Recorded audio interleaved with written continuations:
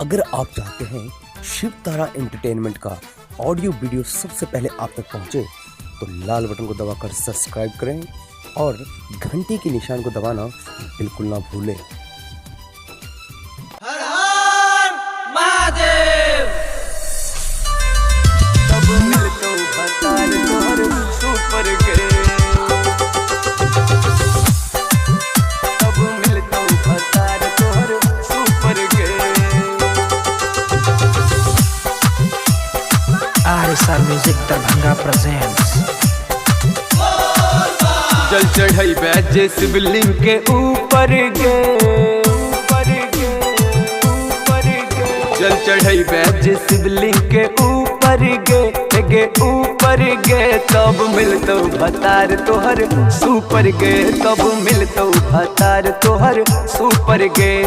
मानी ले बूची तू हमर बात, भोला जी दे तो तोरा सौगात। जल चढ़ाई बैजे शिवलिंग के ऊपर गे, ऊपर गे, ऊपर गे। जल चढ़ाई बैजे शिवलिंग के ऊपर गे, ऊपर गे। तब मिलतो भतार तोहर सुपर गे, तब मिलतो भतार तोहर सुपर गे। तब मिलतो भतार तोहर सुपर गे, कुशीनगर कुशीनगर सुपर गे, सुपर गे। RSR music Darbhanga presents. Bhola ji के महिमा अपार, खोजते तो तोरा निक सजन। कर बैज 16 सोमवार, अही लगन करा दे तो मिलन, अही लगन करा दे तो मिलन। भोला जी के महिमा अपार, खोज दे तो तोरा निक सजन। कर बैज 16 सोमवार, एही लगन करा दे तो मिलन। कने हमरो विश्वास करने, भोला जी पर आस करने। विश्वास करने हेगे आस करने, विश्वास करने हेगे आस करने।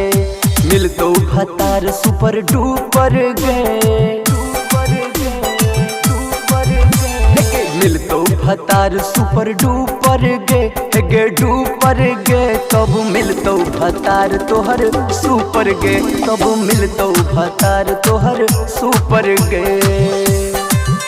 तब मिलतो भतार तोहर सुपर गे। RSR music Darbhanga presents.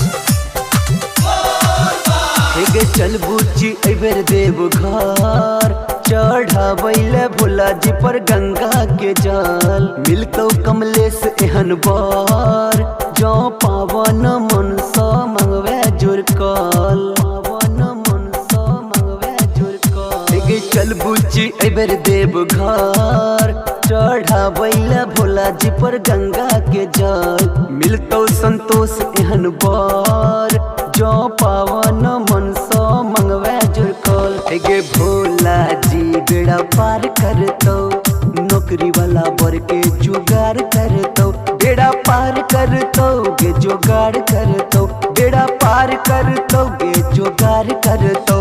सक करने भोला जी के ऊपर गे, ऊपर गे, ऊपर गे। सक करने भोला जी के ऊपर गे, ऊपर गे। तब मिलतो भतार तोहर सुपर गे, तब मिलतो भतार तोहर सुपर गे।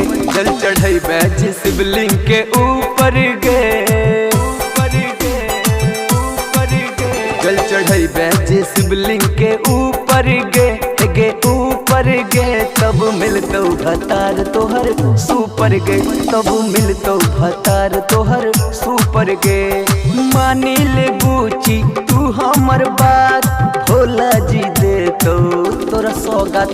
जल चढ़ाई बैज शिवलिंग के ऊपर गे, ऊपर गे, ऊपर गे। जल चढ़ाई बैज शिवलिंग के ऊपर गे, ऊपर गे।